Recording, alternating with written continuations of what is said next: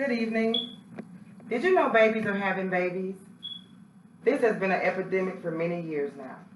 According to the National Center for Health, statistics show that there was a drop by 1% from 2015 to 2016. In my opinion, not a big drop.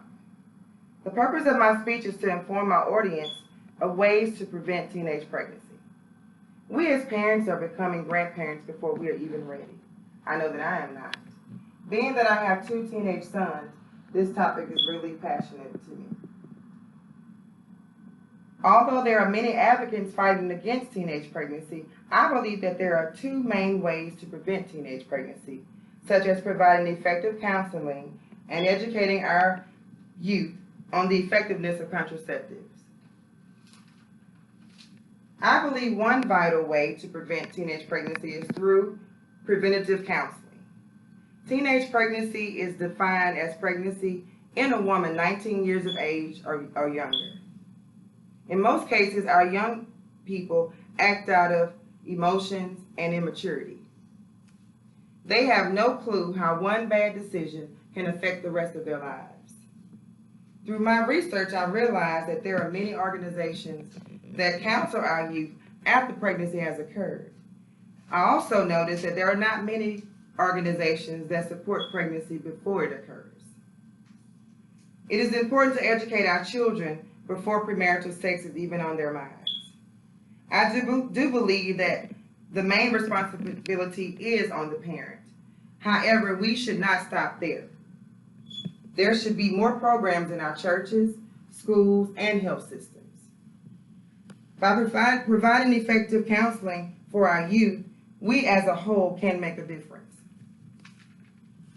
Another way to help prevent teenage pregnancy is to educate ourselves as well as our children on the effectiveness of contraceptives. Even though no contraceptive is 100% reliable, there are many contraceptives that can be used to prevent pregnancy if used properly. In fact, the majority of young people use contraceptives carelessly, if at all. Most birth control is 99% effective when used correctly. By opening up the lines of communication with our children, they will feel more comfortable to have conversations and ask questions. This is not a comfortable conversation to have, but it will get easier with time. In conclusion, my purpose today was to inform my audience on ways to help prevent our future generation against teenage pregnancy. We have discussed how effective counseling alone can be, and also the effectiveness of contraceptives towards teenage pregnancy. While the number of teenage pregnancy has declined, it still remains high. We as parents, grandparents, and role models must continue the fight until it is non-existent. Thanks for listening. I don't care if it ain't great, I'm done.